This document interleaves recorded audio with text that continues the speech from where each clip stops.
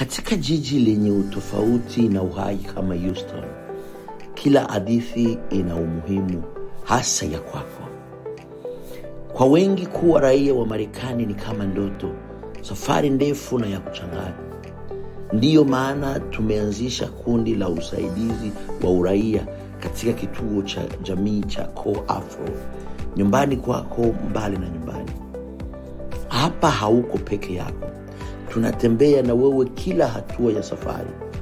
Iwe unahitaji msaada kwa fomu, maandalizi ya mahojiano ama mahali pa kutia moyo, tuko pamoja nawe.